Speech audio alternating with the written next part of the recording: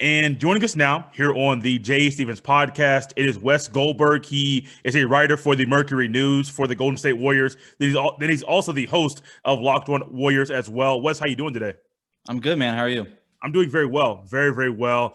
Before we get to the team, how they're playing, their record this year, maybe surprising to you like it is to me. Steve Kerr had some comments that stemmed from a quote that was pulled from a podcast episode about some comments he made. Could you discuss what the comments were about and then Steve Kerr's response? Sure. So Steve Kerr went on a Ringer podcast and was discussing a lot of different things. And among the topics discussed were, the last couple of years of the dynasty and then last season's 15 and 50 season. And he made the remark that he actually enjoyed the 15 and 50 season more than that final 2019 season when they went to the finals. And I don't have the exact quotes in front of me, but to paraphrase a little bit, was talking about how, that year was just a lot of wear and tear, the stress of going to so many different finals runs, mentioned that some people had different agendas and things like that. And then talked about the 15 and 50 year where, they were losing games, but guys wanted to be there and they were working hard every day. And there was generally a better vibe in the locker room. And that's ultimately what you're looking for as a coach. And so Drew Schiller, who works for NBC Sports Bay Area, tweeted something to the effect of that Steve Kerr enjoyed the 15 and 50 losing season more than Kevin Durant's last year in 2019. And Steve Kerr came up during media session after practice, unprompted, started discussing how he had a problem with that tweet and how it was characterized, said that he never mentioned Kevin Durant's name and that everything was taken wildly out of context. And so that's really the gist of what happened there. And I understand Steve Kerr's side of it, that he didn't exactly use Kevin Durant's name in the comments, but it doesn't really take much reading between the lines. And again, I'm not going to put words in his mouth, but it's not a secret that Kevin Durant was unhappy that year. And Steve Kerr during that same podcast said that Kevin Durant wasn't happy during that season and that they knew that he was going to leave. And so I think the whole thing has been kind of overblown. And I don't know that I respect Steve Kerr for coming out and sticking up for himself and saying what he needed to say. He does have a really great relationship with us in the media, but I think by him just addressing it the way he did made it a bigger deal than it probably was going to be in the first place. I know that Kevin Durant came out and commented on it, and maybe it would have been a passing thing on the jump or first take or something. But by Steve Kerr coming out and saying what he did, it created the debate around whether or not he meant it or didn't mean it and whether or not he's trying to backtrack over some of those comments. And I think they would have just been better off not addressing it or maybe just addressing it on the phone with Drew Schiller or doing some behind closed doors a little bit more. But kind of crazy how touchy-feely they are about this whole situation still.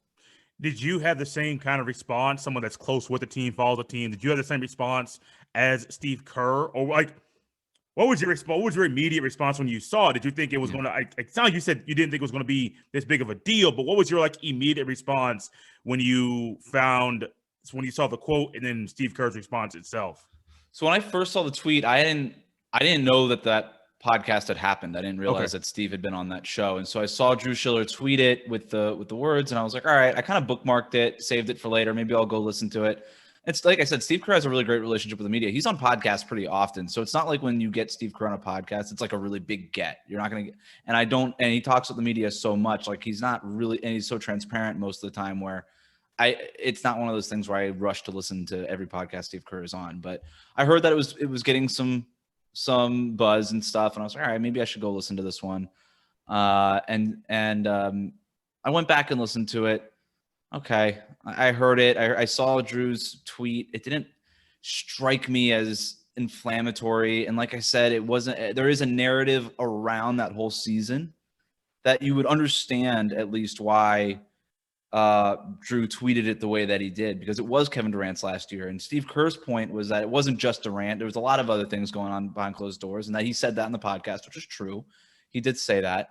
But Durant was definitely a part of it. And so I didn't think it was that inflammatory and that really out of context. And that was kind of the crux of Steve Kerr's argument, is that his comments were taken out of context. And, yeah, maybe the tweet itself came out and looked like they put words in Steve Kerr's mouth, but I don't think that it was necessarily out of context. And that was, to me, the reaction that I saw from Steve Kerr. And my only thing, so that was my main reaction. I guess my secondary reaction was, well, is this going to just now be an issue for other media people like myself dealing with Steve Kerr, because he has been so transparent and open over the years?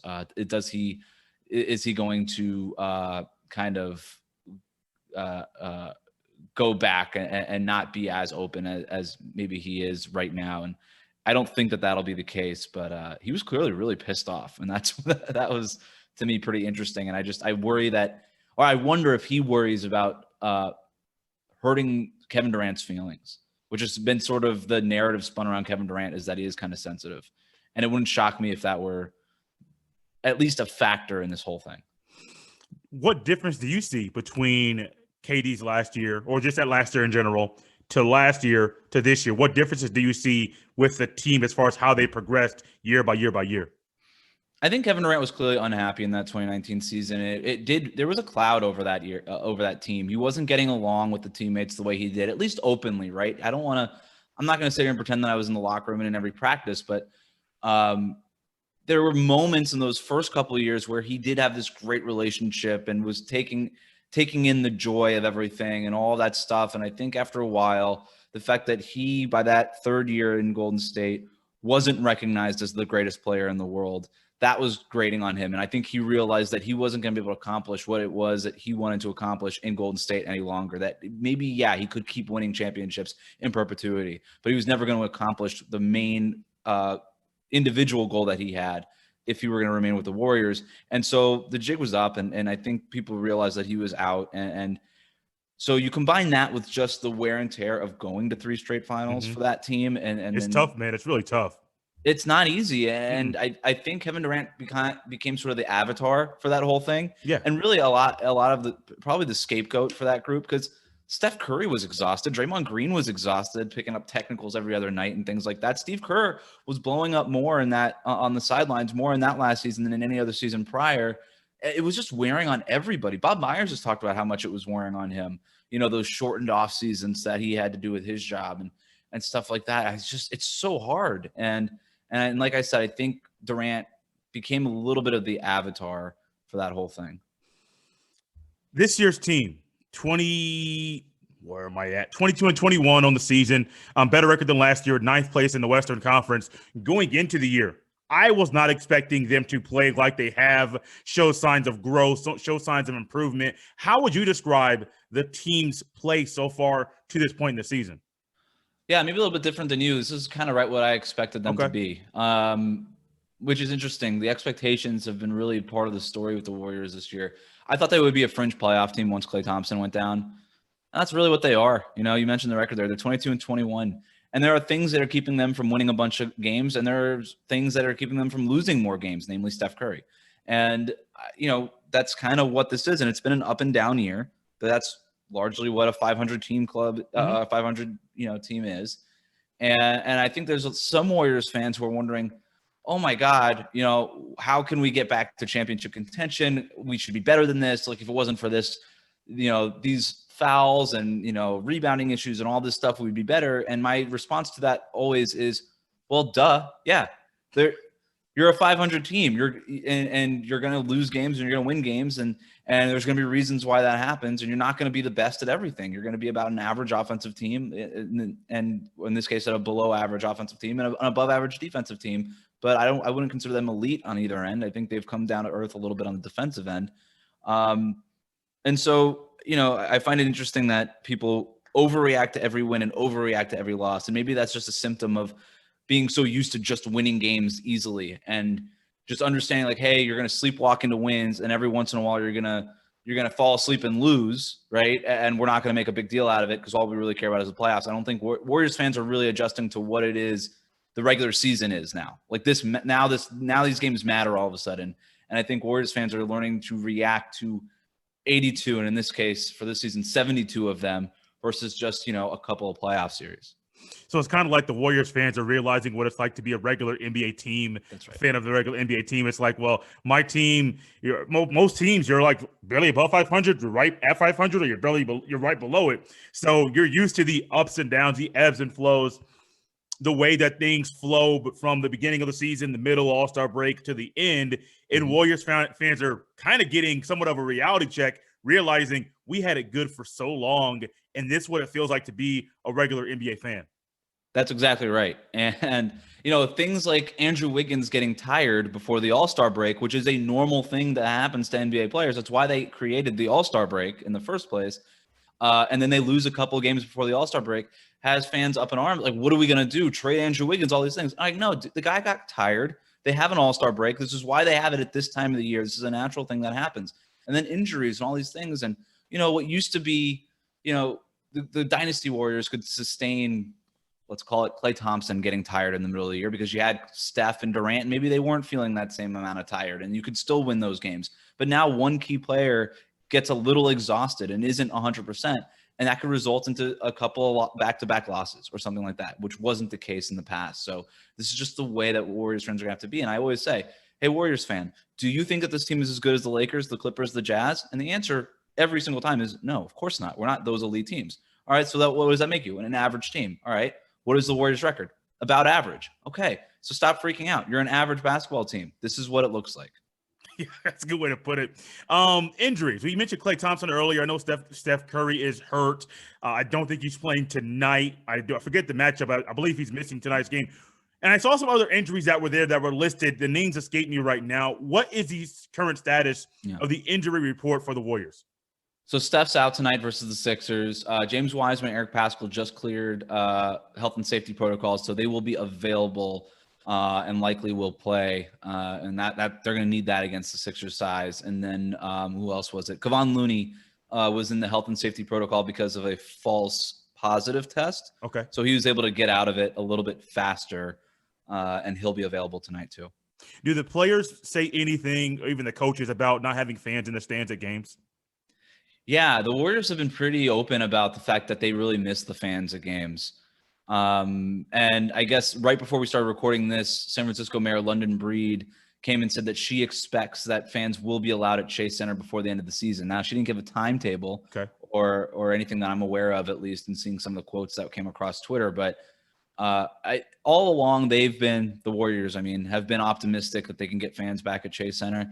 And now you've got the mayor. And the biggest problem has been, by the way, the city of San Francisco. And I say problem, I mean like hurdle. The city of San Francisco is being very, very cautious with all the coronavirus-related items. But the Joe Lacob and this ownership group and the Warriors organization has been pushing for fans in the arena since before the season even started, have remained optimistic all along. And now it finally sounds like the mayor of San Francisco is maybe a little bit more optimistic and maybe starting to take their side, at least openly for the first time. Wes, I wasn't planning on asking about the fans, but with us being in the midst of the NCAA tournament, first weekend is over, and you see just the impact. And I do live in Indianapolis, 25% capacity. I know it's not up to 25% because there's still tickets available all over the place, but you can just hear the roar and the cheer and how it just affects the players and the coaches and how their intensity is up and their adrenaline's up. You could tell it's not just because they're playing in the NCAA tournament. There's fans in the stands. You can hear the cheers. You hear the roars. You can even tell with the broadcasters, they're even more into it because they can see everything like they're used to. And I think players probably the Warriors fans, knowing how crazy the Warriors fans have been during that long stretch and how loud they have gotten, even going back to the mid-2000s when Baron Davis, Steven Jackson, those guys were there. The fans in Golden State, those fans are known for being a very loud, a very proud fan base, and they love cheering their team on. And it just hit me just like there's no fans there. They're not used to this type of the up and downs, the ebbs and flows. But I'm sure if the fans were there would probably be 3 or 4 or 5 more wins just because the fans are there cheering them on every second of the game. Yeah, I don't know if it would make a difference in record necessarily. And maybe you're right. I'm saying I don't really have an opinion on it. But to me, the difference would be just the way that this the way that you just get through such a long regular season, right? I can only imagine, man, having to go out there on a home game with no fans in the arenas and just be like, all right, we're going to do this again. Like you're playing on TV, no doubt. You're on a national stage for the Warriors. A lot of cases, a lot of their games are on TNT and ESPN. You don't see any of these people. Even the broadcasters aren't there courtside anymore. So you don't even like hear Mike Breen, like if you're a Warriors player or an opponent. And so I can only imagine how much it's draining on them. And I know that they've been to some, like I know New York does 20% capacity or something like that. And there's some other places around the country that are doing some I think the Pacers do some capacity there as well, Atlanta. And you when they come back from these road trips, we will ask them as beat reporters, we'll ask them like, how was that, And they'll be like, it was amazing. And it wasn't even their fans. It was just fans booing them, cheering for the other team. But they're like, it was great. Just somebody there doing something other than 10 players on a court and a couple of coaches, right? And so they definitely miss it. And I know there have been some moments that would have been really cool if it were to happen in front of fans for the Warriors, like Steph Curry going off for 62 points, a career high earlier in the year. He did it. He scored 57 in another game. No fans in the arena for either of those instances. And like, those are just like the cool things that you're kind of left wondering, what if there were fans at Chase Center for Steph's 62-point game against Portland in a game that they really needed to win, right? Because they kind of got off to the season pretty slowly. It would have been one of those sort of magical moments that fans remember forever. But instead, everybody, you just you have a box score and you remember watching it on TV, but nobody was really there to experience it. Yeah, that is true. What has been the importance of the leadership of Steph Curry with this team this year? I think his leadership has been key when you pair it with Draymond Green. Okay. Because Draymond is the teacher on the court. He's the guy with the laser pointer pointing at the board saying, hey, do this, do that, go here, go there. Where Steph is doing some of that, no doubt, but he's more of, I'll pull you off to the side at the end of the possession or during a timeout, during a break, and I'll say, hey, you could have done this and you could have done that a little bit more. And you can already tell that some of the ball handlers are flocking toward Steph for some of that obvious instruction, and some of the more defensive-minded players are going towards Draymond, and Draymond's taking them under his wing for more of those kind of lessons. But you combine Draymond Green's fieriness, eagerness to scream at teammates what to do and teach them sort of in the moment, versus Steph, who's a little bit more behind the scenes, leads by example a lot with his work ethic and the shooting routine and all that stuff that he's famous for. I think those two have been really key in mentoring not only guys who are basically registered millennials, but you've got some Gen Zers on this team, man. Like, you got dudes that were born in 2001. Just think about that for a second. Oh my gosh. I don't even think Finding Nemo was out. I don't think so.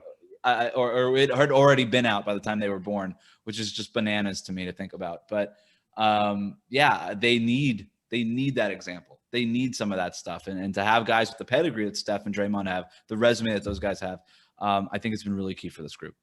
Who are three players on this team that have surprised you with their play so far? I think Jordan Poole, first and foremost. And I say that because of some recency bias, but he's been on a nice little run here since the All-Star break. I've always been really bullish on Jordan Poole since he came out of Michigan. I know he was kind of rated as the least efficient scorer in the league as a rookie. And that made sense because he was very bad. But I always thought that he had a really interesting feel for the game, a high basketball IQ, and just sort of got it. And once he sort of figured out his shot and got into the weight room a little bit more, he would be a lot better. And that's exactly what happened. He put in a lot of work over the offseason. Coaches will talk about that all the time. And he's been really nice for them. So people are starting to join me on the Poole bandwagon now. And there's still some seats open. But then the other guy I think would be Andrew Wiggins, as the way that he's been able to kind of settle into this complimentary role after being asked to do way too much and kind of play out of position in Minnesota for so long at the beginning of his career. He's been very eager to just be like, all right, cool. Steph's over there. Draymond's over here. Clay's coming back. Steve Kerr's got this great offense. I'm just going to do me over here and just let me know when you need me. And sometimes they've been like, hey, we need you. And Wiggins will be like, not right now. But most of the time he's been, I would say for the balance of the season, he's been exactly what they need as far as an earnest defender, a guy who really tries hard on that end, and with his size and length and speed and strength, has been kind of a lockdown defender for them on the perimeter. And then on offense, he's mostly knocked down open shots. He had, like I said, he had a run there where he wasn't hitting jumpers, but has been, that third kind of option, that complementary piece that they've needed. Third guy who has surprised me. I'll go with just Steph Curry. I'll go with the easy one here. Do we just forget that the guy broke his hand? I think so. I think everybody did. Everybody just sort of forgot about it. And he just comes back. The handle is as good as ever. The shots is as good as ever. He's putting up MVP caliber stats again. Very reminiscent of his 2015, 2016 campaign, which was a half a decade ago when he was a unanimous MVP. And everybody's just sort of like, oh yeah, we hadn't seen this guy in basically a year because he broke his hand. And he didn't get to play in the bubble, and he was rusty to begin the season. But boom, here he is playing at an MVP level again. I just think we should give him some shine and just say, like, look, this is pretty amazing what this guy is doing. Half a decade after his best season, putting up very similar stats after suffering a season-ending injury, I thought is pretty remarkable. What are some last comments you have about this team? Possibility of making the playoffs, winning a playoff series, just play up to this point, current play, whatever. What are some last comments you have about this Warriors team? Because I honestly think they can make some noise down the stretch, make the playoffs, possibly win a series. Not sure. I mean, if they're the 8th seed, doubt it, but they make it to the 7 or 6, it's possible. That's just me. I'm not on the beat like you. I think that anything short of making the playoffs would be a disappointment. And that includes the play-in tournament. Like, you can't just make the play-in tournament as a 9-10 team and then claim that you made the playoffs. You didn't if you lose in that game. You have to make it as one of the last 8 teams in the Western Conference. Anything short of that is a major disappointment. And I think that the culture that you think you built, if you're the Warriors, over that dynasty run, this is the time where you get to test it. Just like Warriors fans, like, this is the time where you really, where stuff really matters. Welcome to the rest of the NBA. Mm-hmm. The Warriors are acting like that too. Like, it's time, like, welcome to the rest of the NBA.